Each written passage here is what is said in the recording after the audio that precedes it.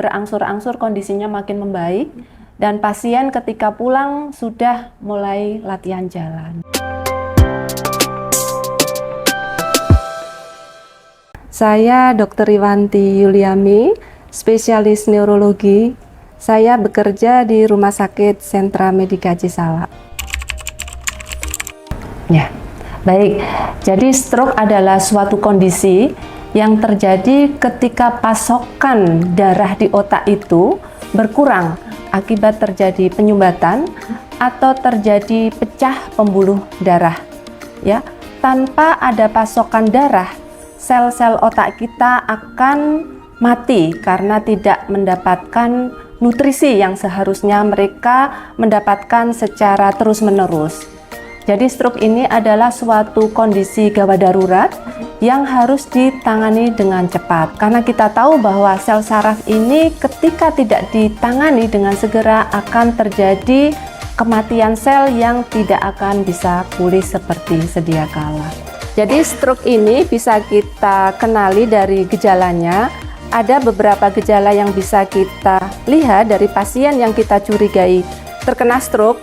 Yang pertama adalah senyum tidak simetris atau menyong. Kemudian yang kedua adalah gerakan tangan dan kaki yang kemudian menjadi lemah. Kemudian yang ketiga adalah bicara menjadi pelo atau sulit mengucapkan kata-kata. Kemudian adanya kebas atau kesemutan yang terjadi pada salah satu sisi anggota tubuh. Ya. Kemudian adanya gangguan penglihatan atau rabun yang terjadi secara mendadak. Kemudian yang terakhir adalah sempoyongan atau orang bisa sebut vertigo atau pusing yang terjadi secara tiba-tiba. Nah, gejala-gejala tadi dapat kita singkat menjadi segera ke RS. Ini menandakan bahwa apabila kita mendapatkan gejala seperti ini, harus segera atau secepat mungkin dibawa ke rumah sakit.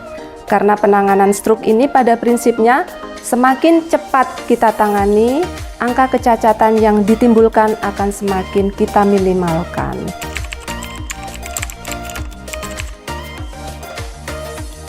Ya, jadi Bu Murtini ini memang datang itu masih sangat cepat, artinya dia merasakan lemah separuh anggota badan jam 6 pagi, langsung dibawa ke rumah sakit sehingga tiba di rumah sakit jam 8 pagi. Dari situ kita lakukan pemeriksaan oleh dokter UGD dan dokter UGD memahami bahwa ini adalah pasien yang memang memenuhi syarat untuk dilakukan trombolisis. Kemudian kita koordinasikan dengan unit yang terkait. Kemudian kita scan, kita cek darah, kita screening dan sebagainya.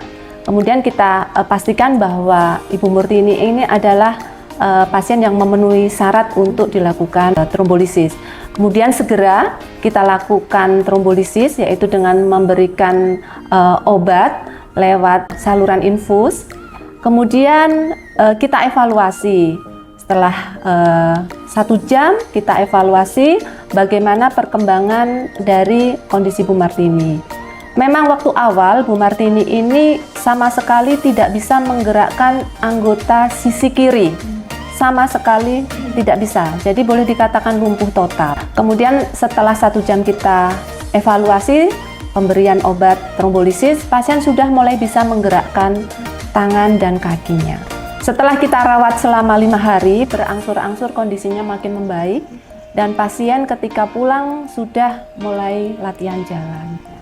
5 hari setelah pulang, pasien ini kontrol ke poli dan saya lihat pasien ini dalam kondisi yang bagus, tekanan darahnya baik dan bisa jalan, ya kalau saya bilang sudah mendekati orang normal.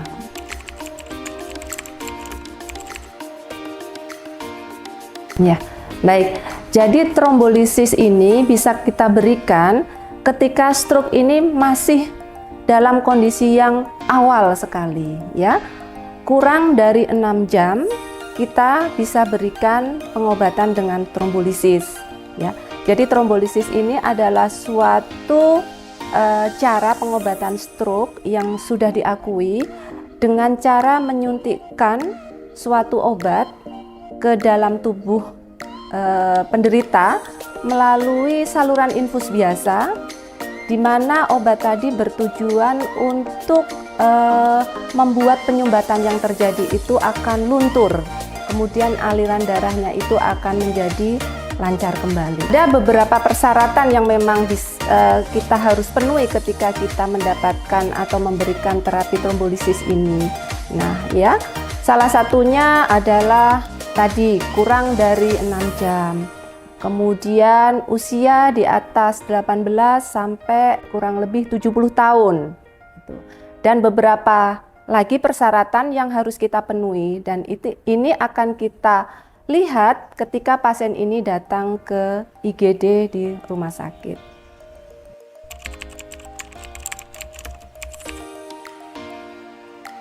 Baik, ketika pasien stroke itu datang, kita akan segera melakukan pemeriksaan fisik dan pemeriksaan lengkap yang terkait dengan gejala-gejala yang ada, atau biasa kita sebut screening, ya.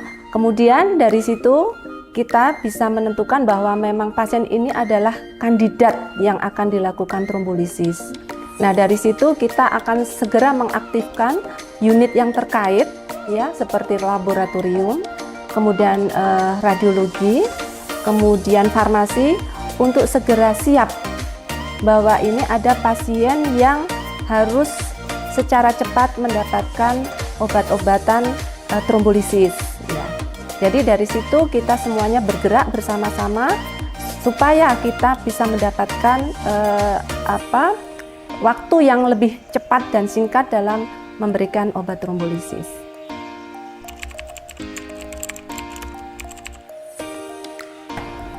Jika Anda mengalami gejala stroke, segera ke rumah sakit.